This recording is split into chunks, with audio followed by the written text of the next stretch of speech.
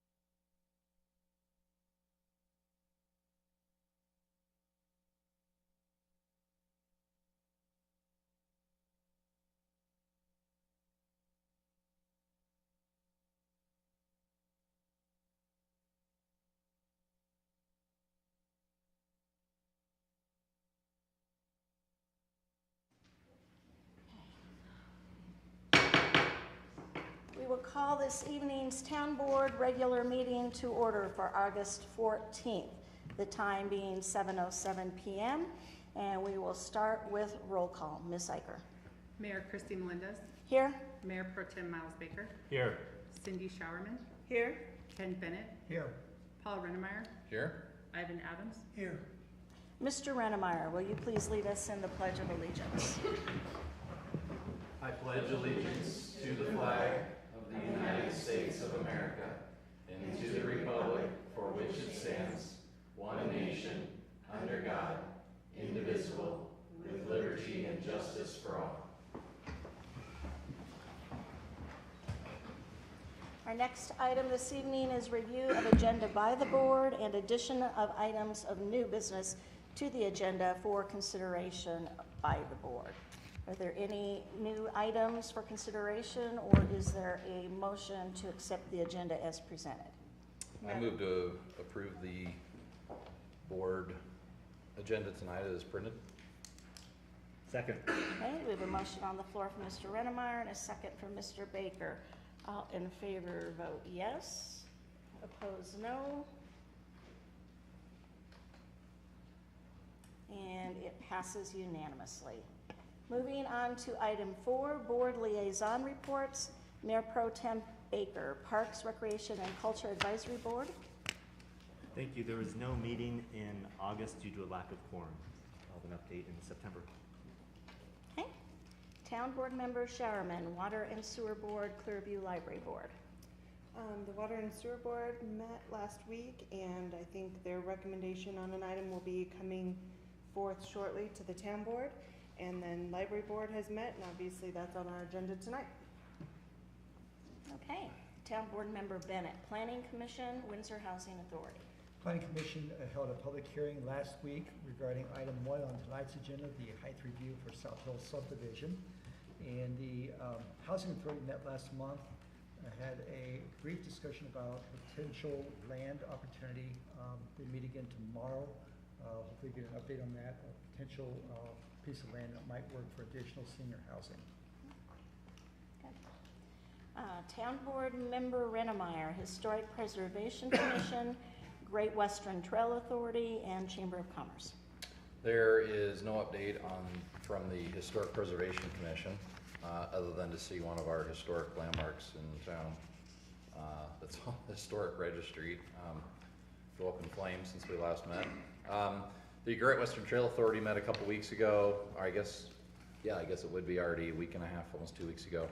And we are talking with adjoining landowners regarding expansion of the trail from Severance to Eaton and the further continuance of the 501c3 application that is underway. And with regards to the Chamber of Commerce and our regularly scheduled meeting last Wednesday, there we heard a presentation from Ann Kling with the Clearview Library District regarding the new library, as well as a potential subcommittee that's going to be put together by the Chamber to look at new ways of raising funds, increasing memberships, and so that's in the infancy stage, but there was talk about getting that put together before our next meeting. Town Board Member Adams, Tree Board, Poudre River Trail Corridor Board. Okay, since there's so many items, I'm gonna go through some notes here. The tree board met, and Eric Lucas, our Director of Parks, Recreation, and Culture, came to the meeting to present the proposed budget for 2018, and also talked a lot about the program plan.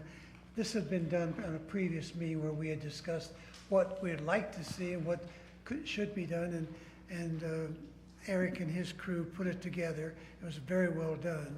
It was well received and was approved by the board. Eric also presented the tree board's vision and goals. Again, something that had been discussed previously.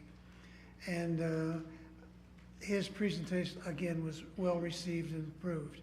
Eric also discussed the 2017 Fall Festival, the possibility of us having another float and a booth with the tree board in the park during the Fall Festival. We're still trying to decide whether that will happen, either one.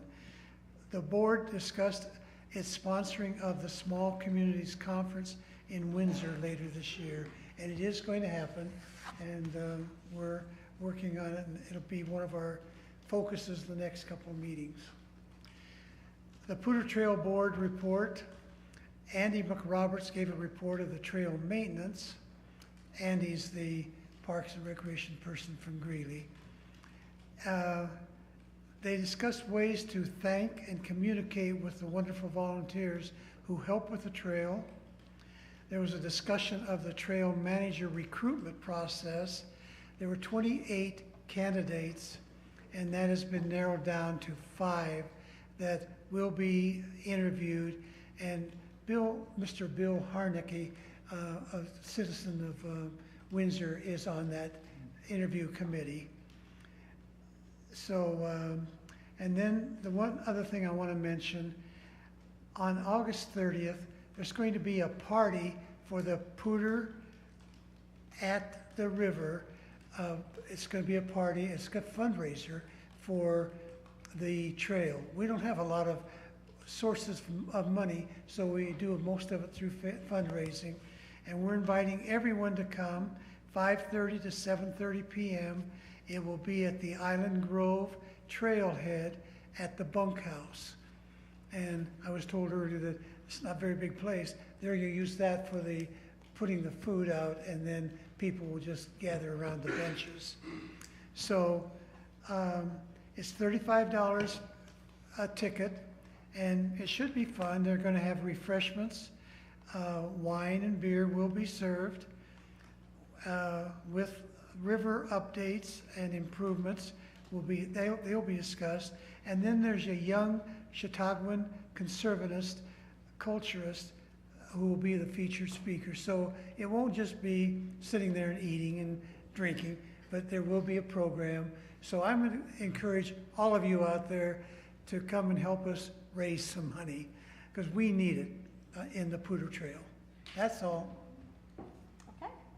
And I have Downtown Development Authority, which will meet this Wednesday at 7:30 in the chambers on the first floor. And North Front Range MPO. North Front Range MPO met August 3rd. I have a couple of notes from that meeting. So we were presented with a Safe Routes to School program. We were explained about the grant writing concerning Safe Routes to School, It is currently been included in the amendment to the current year's Unified Planning Work Program. They presented to the council because Safe Routes to School would like to extend their training program beyond Fort Collins to schools throughout the region. There is a cost associated to this. It's based on a per pupil number. So the MPO is kind of looking at that and trying to decide how we can help get the word out about that. We also looked at a 2015 transportation profile, which I extended a copy to all of my colleagues here this evening. The profile was produced as a lead-in to productive community discussions, such as connection of services that improves commuting times between communities or other improvements across geographies and across times. It is a little outdated as it was based on 2015 information, but it still gives us, I think, good information as a whole concerning our community. There is on October 23rd a CDOT Transportation Summit. MPO is going to be having a table. They found that it was very beneficial last year to attend and also connect with some of the folks from CDOT who attended this. So I have been asked to see if I can attend, but we'll have to see. I told them what we have planned for a work session that evening. It runs from like 9 that morning to about 5 that evening, but I could be back for the meeting. So in terms of other council reports, our Transportation Commissioner, Commissioner Gilliland, reported that the commission was considering which criteria should be used and how to prioritize projects while considering the impact of Senate Bill 267, adding that there has been discussion that there may be a transportation funding initiative on the 2018 ballot. So she brought that up to date. In terms of an I-25 update, we have a North I-25 coalition designee. There's 13 proposals that have come in to date. The evaluation committee will make a recommendation to the executive oversight committee on August 31st. And then we are hoping and looking forward to construction on our I-25 project in the spring of 2018 with a 3-year time frame for completion. So those were the highlights and concludes my report for the MPO. Our next item this evening is item 6, and it is the public invited to be heard. This is for individuals wishing to participate on a non-agenda item. You're requested to sign up, and I do have the sign-up sheet this evening. And then when you're recognized, step up to the podium, state your name and address, and then you will have 3 minutes to speak on any subject that you wish with regards for the board. And the party that we have this evening is Karen Zabonik. So Karen, would you come forward?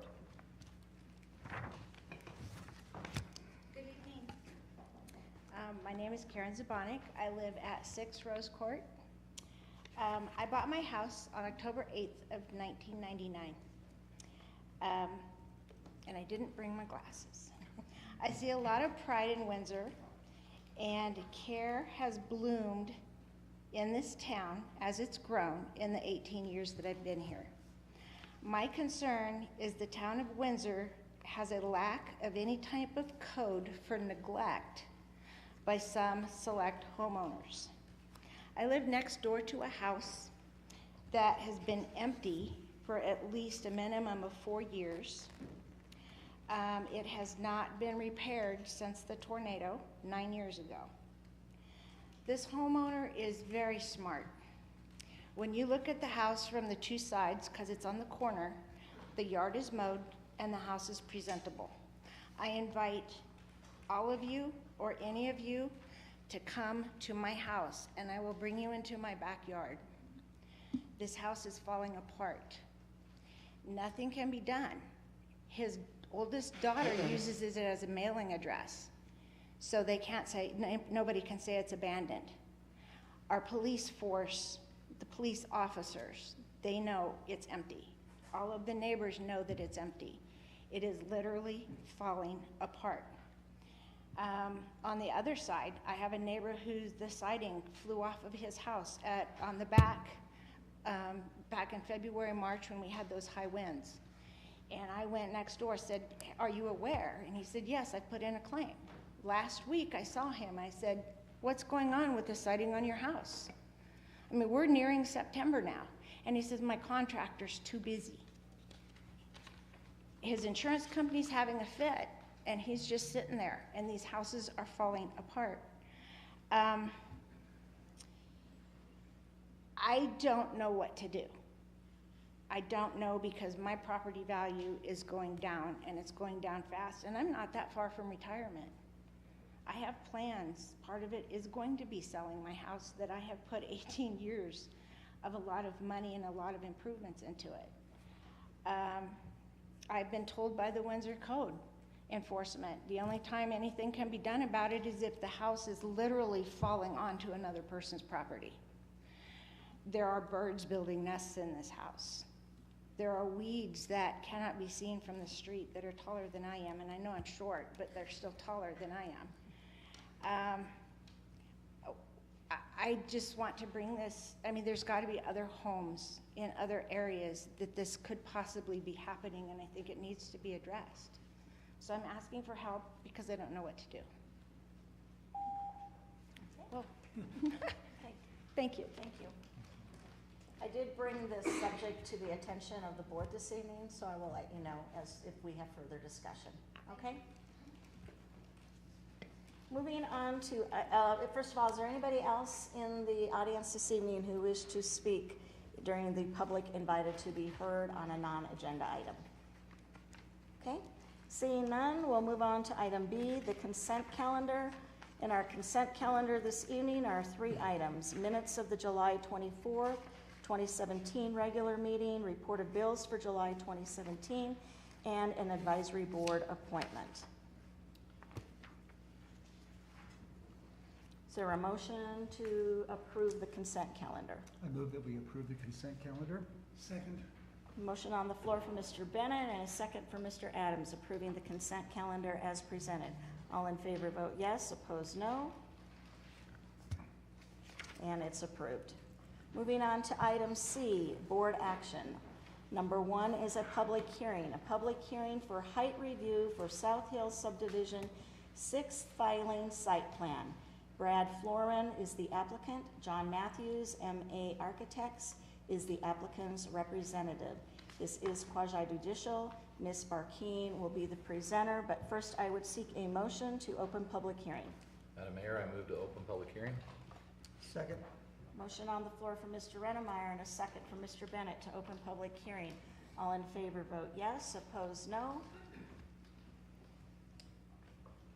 Public hearing is open. Ms. Barkeen. Thank you, Mayor and Town Board. The item before you is a request for a height increase. In the code, it's referenced as a height review. This is for South Hill Subdivision 6 filing Lot 1. The height review is found in Article 10 of Chapter 16 of the Municipal Code. In this section, it outlines the process, and it also allows for review of height when there is an increase, given that there could be creativity, diversity in architecture, and better site design, also compatible with the neighborhood, and coherent environmental design. The criteria used for this review includes impacts on views, light and shadow, privacy, and neighborhood scale. The site is located just east of 7th Street, north of Apex Drive. The property is zoned residential mixed use, and this zone district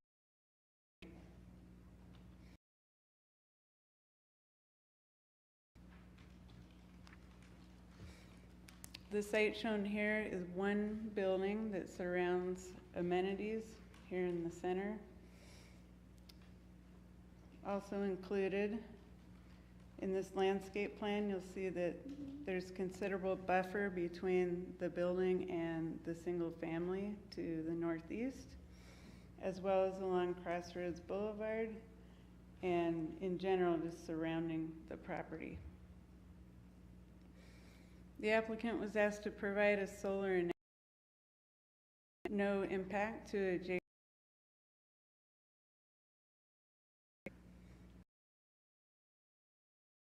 The 35-foot height is allowed.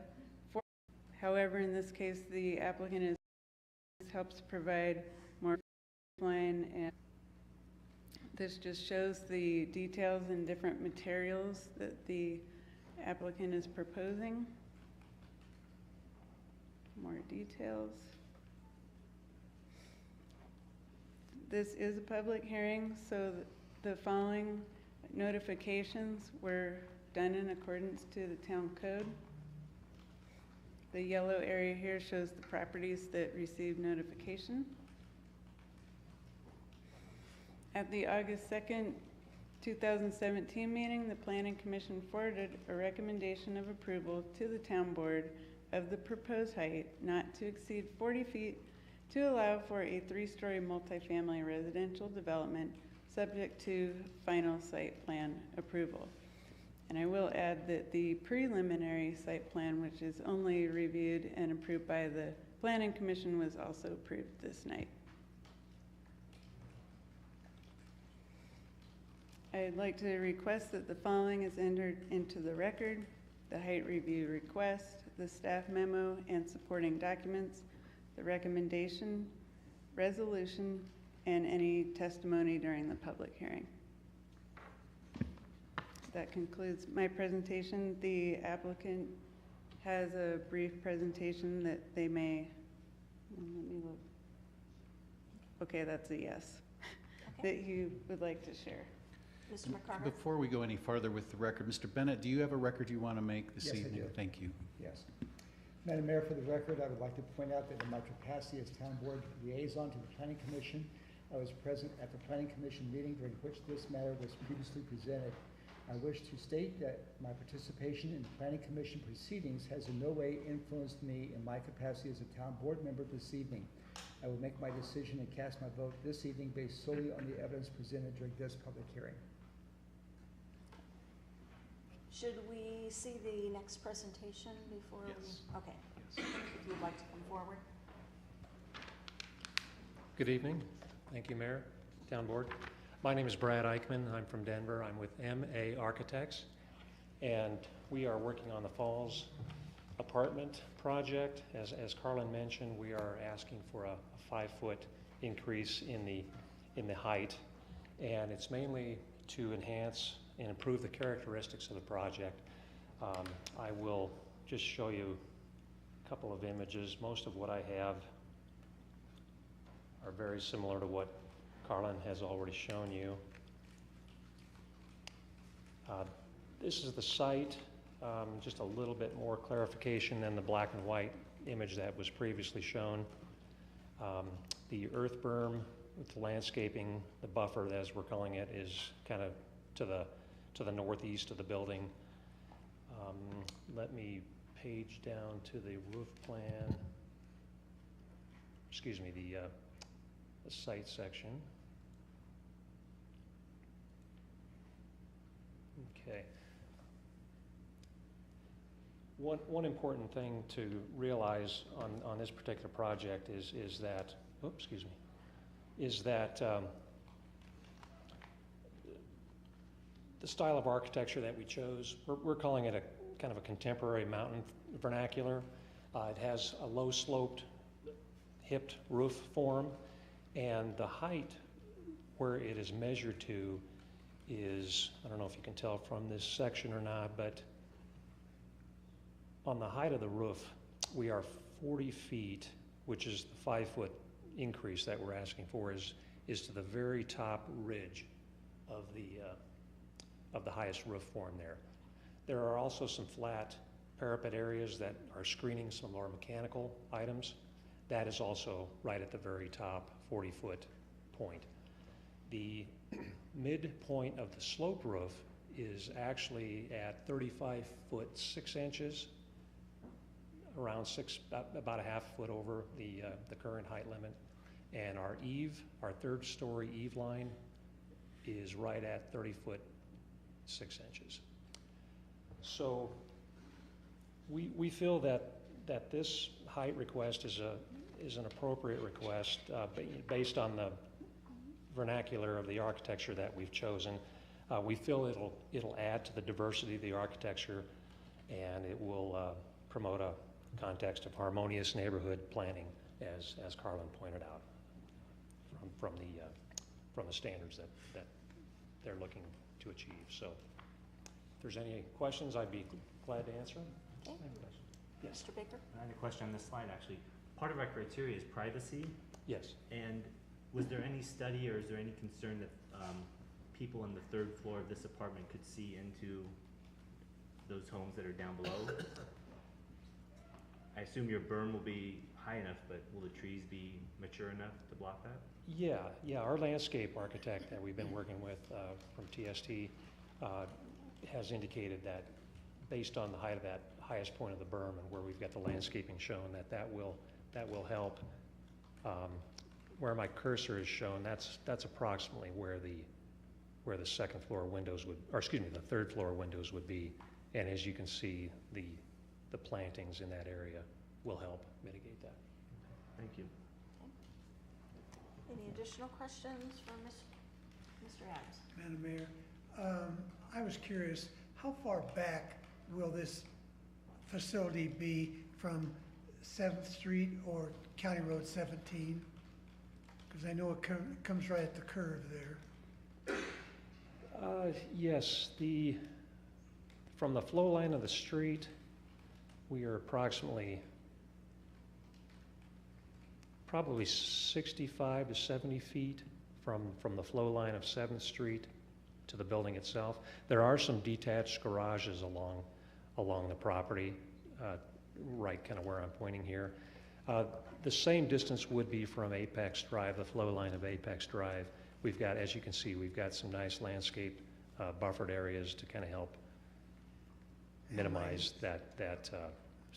Second part of that question is, will that be bermed along there with the landscaping? Along Apex and Yes, 7th along Street? 7th Street. I think there will be a slight berm, not real high, but yeah, that's something that they will incorporate into their grading plan.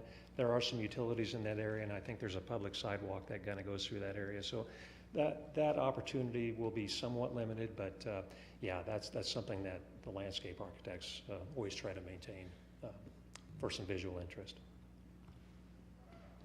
Anything else? Any other questions? Okay. If not, this Thank is you. public hearing, so I would open it to the public if there's anybody this evening who wanted to come before the board on this item. Okay. Seeing none, I think we're ready to close public hearing. We have everything we need, Mr. McCarger, for the record? The record appears complete, Mr. Mayor, or Madam Mayor, excuse me. Okay. I would seek a motion to close public hearing. Madam Mayor, I move that we close the public hearing. Second. Okay, we have a motion on the floor from Mr. Bennett and a second from Mr. Mannemeyer to close public hearing. All in favor? Yes. Opposed? No. Public hearing is closed. Moving on to item 2, resolution number 2017-58.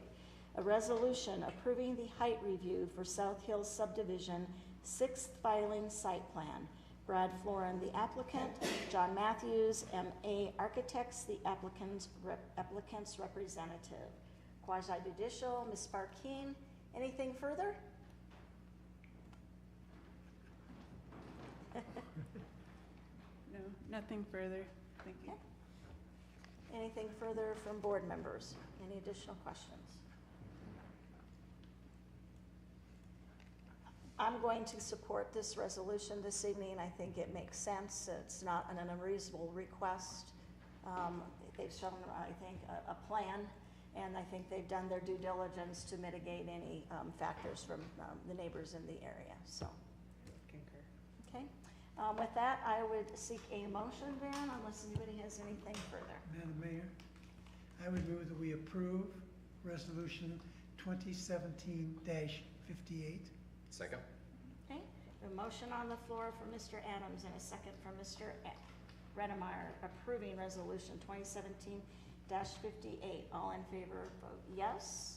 Opposed, no. And the resolution passes unanimously. Moving on to item 3, resolution number 2017-59. A resolution acknowledging the request of the Clearview Library District for submission of a ballot question and causing the submission of a ballot question to a vote of the Clearview Library District's eligible electors. Legislative action, Mr. McCarter. Thank you, Madam Mayor. Town board members, what you have before you is really an administrative act that is unique to the library law. As you may remember, the Clearview Library District was created by the town of Windsor, the town of Severance, and the school district. That's how the library law allows for the creation of a district. The library law also says that if a library district wants to put a tax measure on the ballot, it may not do that directly when it comes to submission of that material to the county election official. It must go through one of its creating government entities, and it must do so under the statute by requesting it of you. And that request is in your materials tonight from Ms. Kling. The request also contains a resolution of the Library District Board which lays out what the ballot question will be. Much the same as with other referred measures, you don't really get to modify the language that they've presented to you. The statute actually says that you shall cause it to be submitted to the election official so that it can be put on the ballot and the district's qualified electors can vote on it. The resolution before you tonight accomplishes that, but it also reserves a couple of things. One is it says that the town will not participate in the administration of the election. That will take place between the library district's staff people and the county election official. The county attorney has reviewed that process and he is comfortable with that. The other thing that this resolution reserves is that the town board tonight, by taking this statutory step, is not taking any position on the merits of what is in the library district's ballot proposal. It's premature, it's not necessary tonight. There may be folks tonight who are here advocating its merits, but its merits are really not before you tonight. It's a question of whether the district has properly requested action from you, and then a question of how you want to go about that, which tonight is before you in the form of a resolution. So I have nothing further to add. I am recommending that you adopt the resolution because not only do I read the statute as being mandatory, the library district's lawyer and the county attorney also read it the same way. So the three of us are asking you to approve this resolution tonight. Are there any questions for Mr. McCarter from the board?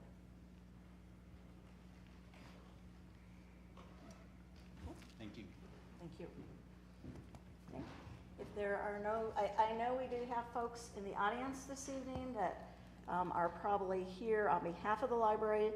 However, based on what Mr. McCarter stated, this is not a discussion of merits for the library or the project this evening. It is a discussion based on putting this item on the ballot solely. So is there a motion from the board? Madam Mayor, I move that we approve resolution number 2017-59. Second? Okay, we have a motion on the floor for Mr. Bennett and a second from Mr. Redemeyer, approving resolution number 2017-59. All in favor vote yes, opposed no. And the resolution passes unanimously. Moving on to item 4, a strategic plan update with staff presentation from Ms. Unger. Ms. Unger.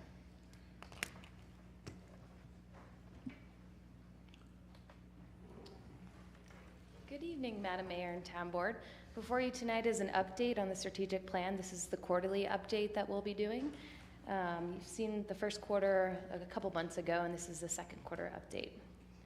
So establish a water plan. Staff met with the regional group to work on, with Black and Beach, on July 26th, and at that meeting, they got an executive summary and also identified a potential location north of Highway 14.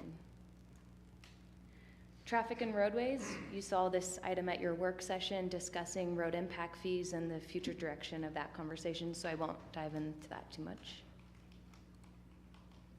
Municipal broadband, we've been waiting for the city of Greeley to finalize the contract that we have with our consultant. The good news is that was finally submitted today by Greeley's staff, and so we'll get working on that.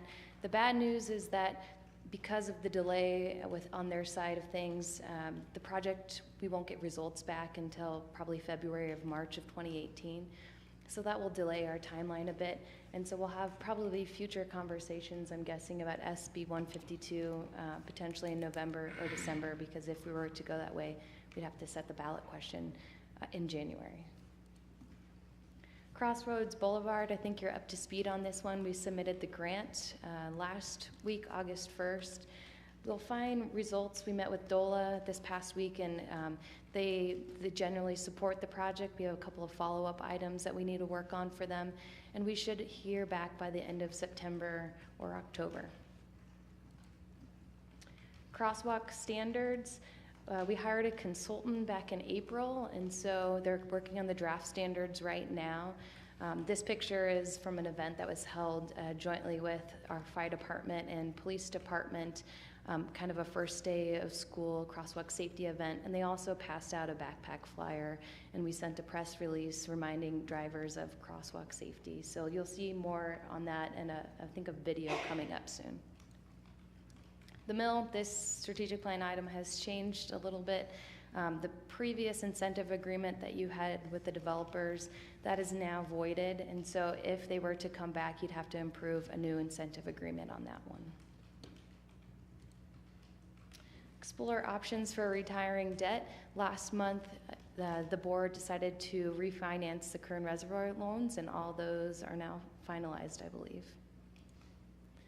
The farmers market, the ribbon cutting was on June 29th, and the last market, I believe, will be held on September 28th, so you've still got some good season of produce. And our final one, review housing policies. You'll see a work session on September 18th and get a little bit more about that topic. Are there any questions or comments about the document or anything else you'd like to know? Any questions or comments from the senator? Thank you. Thank you. It looks like we've all been working hard. Working hard. Item 5, Community Development Report. Staff presentation, Mr. Ballstead.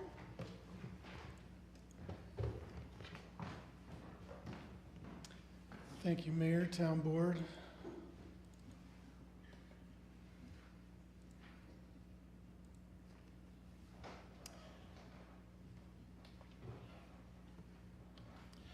So we've got a lot of projects under review right now, as we've had for the past several updates.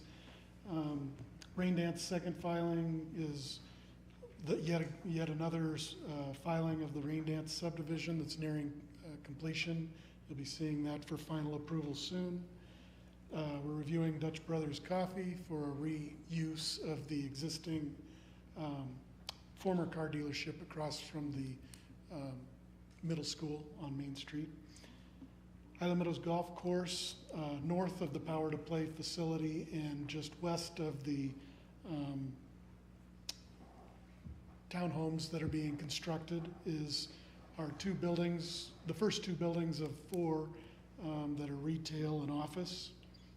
The East Point major subdivision you're all aware of is on the east side of town, east of the cemetery, and the first site plan in that subdivision is under review, and that's the Come and Go convenience store.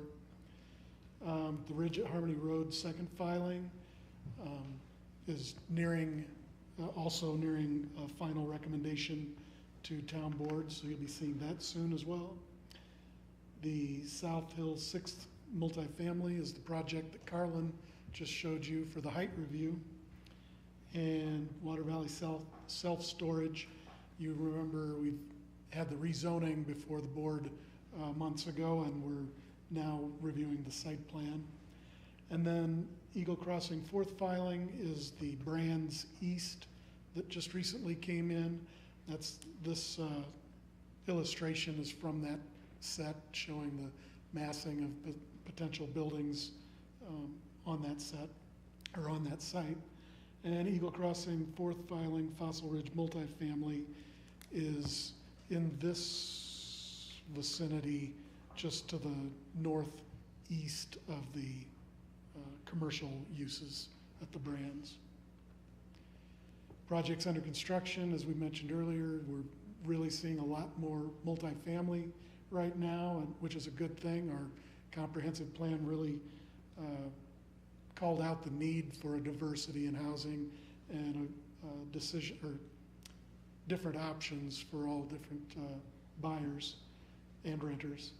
And so this is a photo of the sixplexes that are going up with the South Hill fourth filing currently, and they're working on the infrastructure for the next filing of that. We're also constructing multifamily townhomes at Highland Meadows Golf Course, and you've all seen Christian Brothers Automotive going up on Main Street. So the next filing of South Hill multifamily that I just mentioned, the fifth filing, is the upper photo. They're putting the infrastructure in the ground right now, and we're reviewing the building permits, and we expect that they'll be going vertical probably in the next 2 or 3 weeks. The Highland Meadows Golf Course 12th filing is also another filing of the townhomes being constructed in that area. Windshire Park 3rd filing infrastructure is underway, and the South Hill 5th filing again is the top photo. Residential building permit activity. Some of the information I have in tonight's presentation is end of June, but I did get the end of July single-family permits number. So we're at 366 single-family permits through July, which is about 52 per month, and projects to 624 by the end of the year if it stays at that 52 per month. The top activity in June was at the Ridge at Harmony Road, Windshire Park 3rd filing, and Winter Farm 3rd filing. Just another comparison, how we are compared to last year as well as years past. Prior to last year's record, our highest was in 2005 at 286. So you can see we're still on a very high pace for single-family detached homes. We're also, as I mentioned, at a high level of multifamily, and we expect that to continue over the next year because we've got several projects pending at the same time that we're having projects come out of the ground. So the Lighthouse continues in Water Valley South, the Westwood patio homes at Columbine. We just, I believe, issued the final CO on the last unit in those last week, and so those will be coming off the list as being completed. Highland Meadows Golf Course, I mentioned both the 11th and 12th filing are coming out of the ground. South Hill 4th filing, already mentioned. But then we've got these 5 other projects that are all under review at various stages. The South Hill 5th filing is the infrastructure I just showed you. Windshire Park 4th filing, we've got the scheduled final approval. Shutt's 3rd filing is the northwest corner of County Road 30 and Fairgrounds Avenue out in the Highland Meadows area. South Hill 6th filing again, and then Eagle Crossing down by the Brands. So this chart, like I said, I expect this will continue to really go off the page compared to years past as we're finally seeing some multifamily development occurring. Residential lot inventory, obviously with the pace that we're issuing all those permits, we're seeing a lot bigger fluctuation in lot inventory. There were 618 permit-ready lots at the end of the year. We're currently at 813 due to some new subdivisions coming online. So this is what we've historically seen the last 6 years in terms of lot inventory at the end of the year. and this is what it's looked like so far this year. So as we've absorbed a lot of those lots in new homes, we've approved filings of Rain Dance, filings of Ranch at Highland, or Ranch at Ridge at Harmony Road, and those have kept the lot inventory ahead of pace of building permits so far. Then lastly, this is just the comparison of with our neighbors that we always throw in there just to track where we're at, and obviously we're leading the region again. It's interesting to watch though how as some of the larger communities kind of level off, we're seeing the smaller communities, Timnath being tied with Fort Collins in single-family homes through July, and Severance and Johnstown are obviously also strong in residential development as well. So it seems like the trend would be that eventually as we level off with some of the larger communities, those other smaller towns with greenfield lots available will probably see stronger days as well. So. Can you do multifamily next report? Yeah, I had that in the That'd be to-do interesting to list. see. Yeah, we're, Those bigger communities are doing lots of multifamily. right. No, the multifamily is definitely something that we're new to, but we're seeing it take off right now, so. Any questions? Are there any questions for Mr. Ballstead?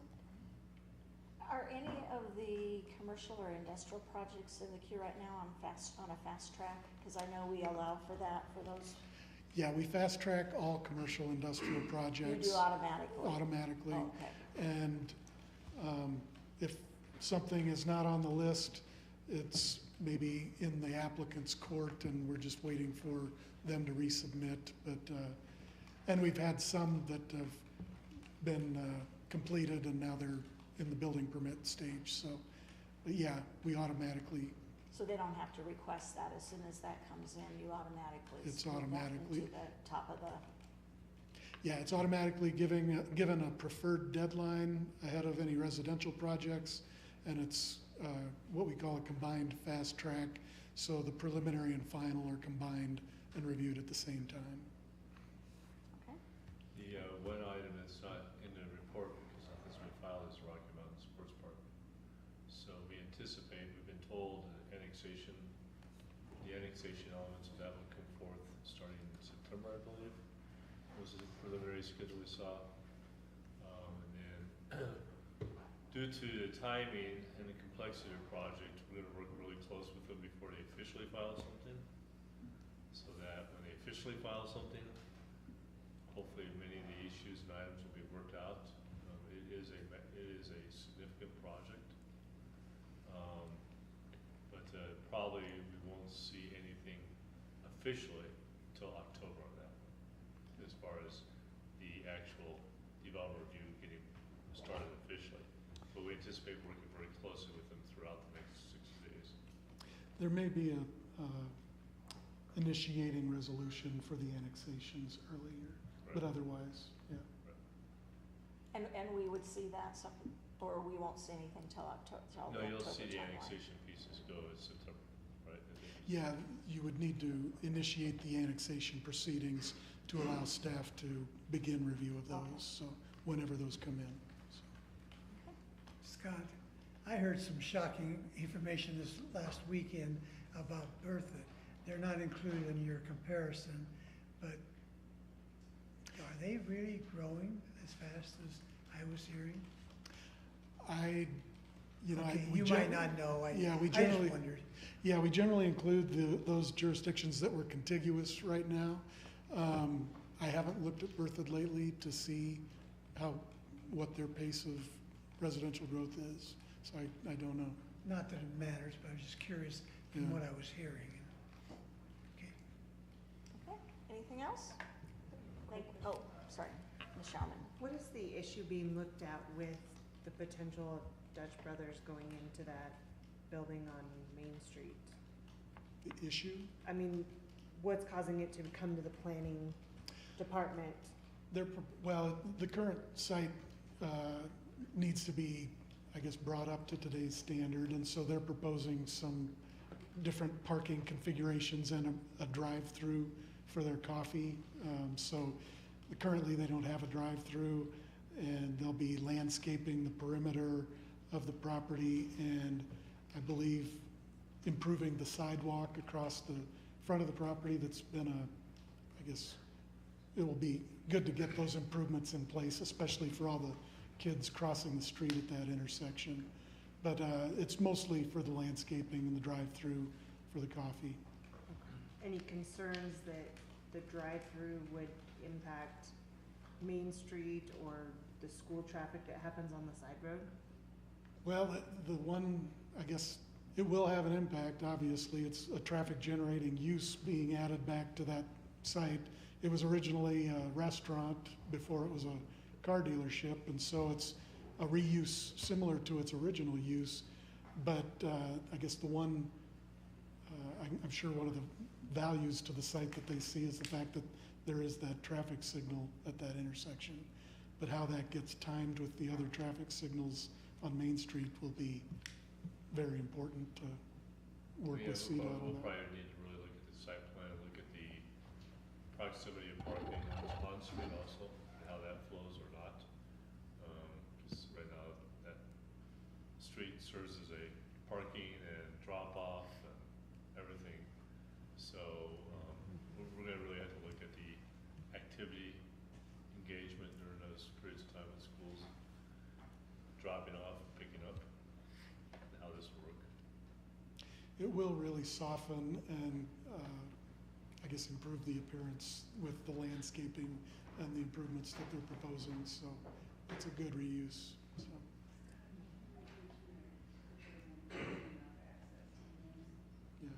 Yeah, they'll be closing any access off to Main Street, Okay. so it's all off of 9th. Anything else? Okay, thank you, Mr. Volstead. Thank you. Item 6, an update on the mill fire. Chief Clemick?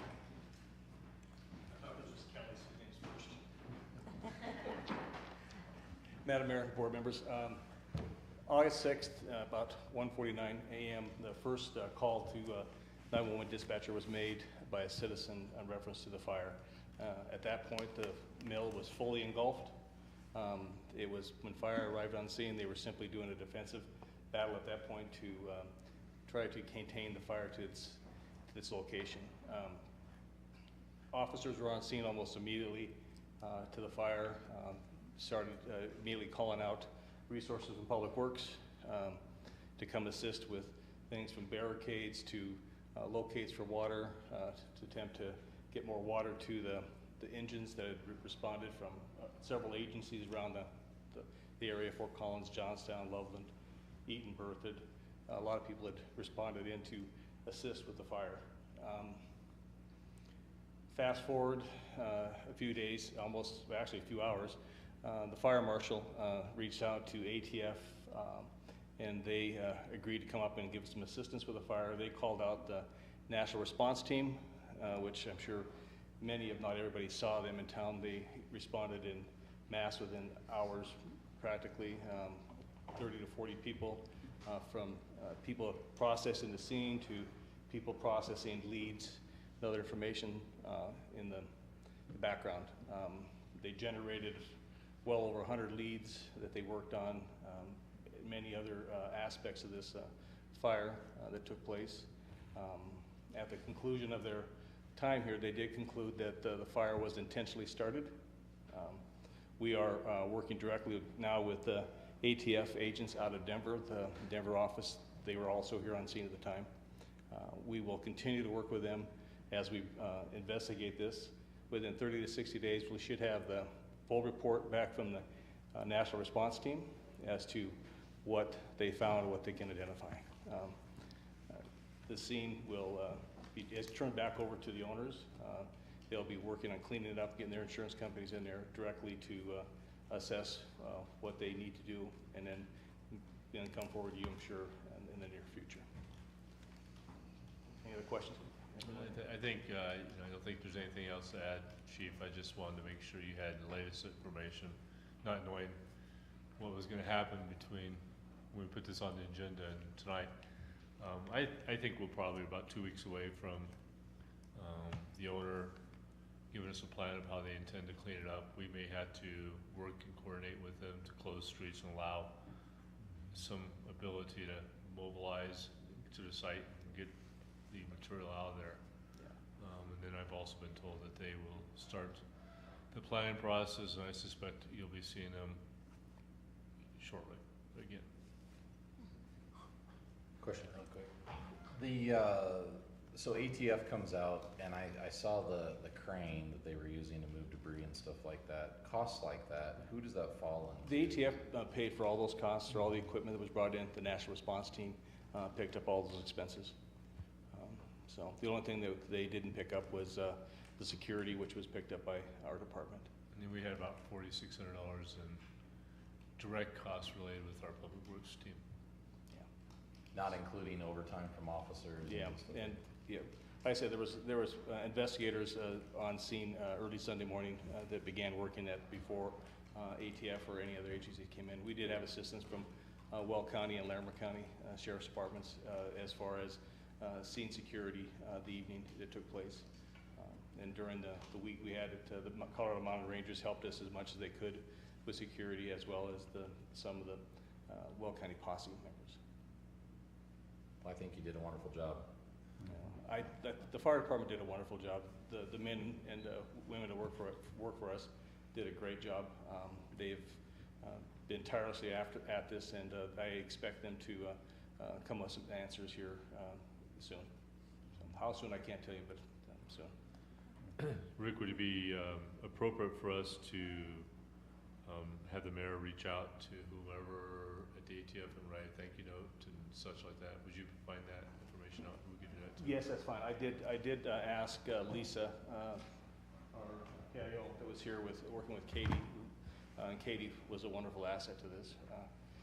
And she sent me all the contact information for all those that were present at the scene and for the investigation. So, And probably to our local congressional delegation too, just since that was a pretty big expenditure by the federal government here. So Certainly, yes, absolutely.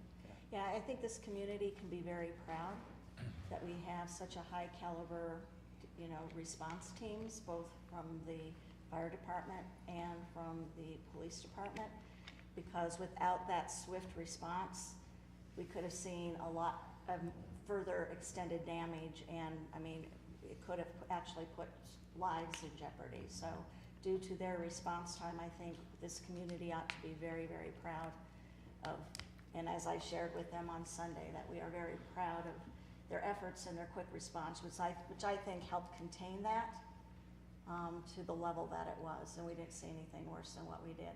yeah, I agree with you 100%. We all live in Windsor because we value the community and the resources, so we all appreciate it. Thank you for that. And it's still an active investigation, so we still want to encourage, if anybody has anything, where should they come? There will be several hotlines. ATF will be posting it on Facebook and Twitter through their resources. We'll have Katie put some stuff out for our press releases and other information. Anybody with information or a suspicion can reach out to our investigators, Sergeant Shane Lyon and Detective Hogsett are assigned to this case, and we'll be working it exclusively for some time. Okay. Mr. Adams? Chief, you may not want to answer this, but were there security cameras across the street in those shops, going across to the mill, since it was under construction? And were there any security cameras in that area where they were building? The ATF actually has a lot of video, not from different camera angles from all over town, from different areas that they've used to try to pinpoint times of origin and things of that nature. So that's all part of the investigation, and it'll be part of the packet that is presented to us from the ATF when they conclude their final report. I watch too much of the crime stuff on TV, so. we should have put him on the scene. True. Is the ongoing investigation going to hamper the developer doing their next steps on the property? No, it should not. The scene has been turned over to them. They can completely clear it and start over, whatever they want. We've gathered all the evidence we need so far. Should something happen come up that we're not aware of course we go back and try to gather. But they went to the scene very thoroughly in the time, and it was meticulous the way they did it. So. Okay. Thank you. Thank you again, and please commend all your teams. Cindy has. Oh, did you have something too? I guess more for Mr. Arnold. I saw something in the news release about this may affect the designation as a historical site and that it looks like that may be withdrawn. Do we know anything definitive on that yet? So I was just asking Carlin that question. We're still trying to learn that process, but the state will do some action or evaluation when things start settling down a little bit. I'll let you know what that process is more definitively and when it will take place. Okay, anything else? I have one other thing. Okay. You'll see I put in front of you the police report. I apologize that you're getting it out for June. I had a miscommunication with Katie, and it's not Katie's fault, it's mine. You should have had this last month and the last month. This is a report that you'll be getting from moving forward in this format. You'll see in the inside page, there's on page 3, there's Group A crimes and Group B crimes. Those are basically standard reporting for across the country. So this will be more standardized as what you'd see if you were in Dallas, Texas, New York, Fort Collins, Livingston, Montana, any other community. These are standardized crime reporting charts. The quality of life at the bottom are specific to Windsor in and of itself. On page 2, there is a monthly graph of citations and stuff. As you'll see as we move forward, this is the baseline for us moving forward with this. So you'll see cumulatives as we move forward. So in July, when you get the next one, it'll be more information that goes back. So, it's designed to be more informative and to give you a sense of more that's taking place with the department other than just numbers. So if you have any questions, anything you'd like to see in it, please let me know, and I'll let Katie know so she can fix it. So, any questions? Any additional questions? Thank you. Thank you. Moving on to item D, communications from our town attorney. Just that we have an executive session scheduled for this evening. Other than that, I have nothing. Okay, communications from town staff. Ms. Barkeen, anything further? Ms. Emel? No communications. Ms. Unger? No. Ms. Garcia? No. Mr. Balstead? Mr. Lucas? Chief? I'm not. Ms. Van Meter? No. Okay, communications from town manager. I don't have any communications other than to let you know the wine festival is going on this weekend. Due to yeoman's effort by our town clerk and police chief, they had not received all their liquor clearances as of Friday, and we're notified of that. And today, I think that all got done. So thank you, Patty and Chief, for getting it all done. But everything is ready to go for that event Saturday. That's all I have to report. I'm sorry, you said that they have received it? They have everything in order. Okay. I couldn't understand what he was. Yeah. Communications from town board members. Anybody have anything further? The only thing I have is it is this third Saturday, so Coffee with the Mayor is Saturday at 7, starting at 7:30 at Senior Jalapeno. If not, we would move on to items E, our executive session. Madam Mayor, I move that we move into executive session pursuant to Colorado Revised Statute 24-6-402, subsection 4, subsection A of the Colorado Revised Statutes concerning the purchase, acquisition, lease, transfer, sale of any real, personal, or other property interest. And no members of the town board have any personal interest in such purchase, acquisition, lease, transfer, or sale, and pursuant to Colorado Revised Statute 24-6-402, subsection 4, subsection E, subsection L of the Colorado Revised Statutes for the purpose of determining positions relative to matters that may be subject to negotiations, developing strategy for negotiations, and instructing negotiators with respect to potential open space acquisition. Is there a second? Second. Okay, we have a motion on the floor for Mr. Rennemeyer and a second for Mr. Bennett to move into executive session. All in favor, vote yes. Opposed, no.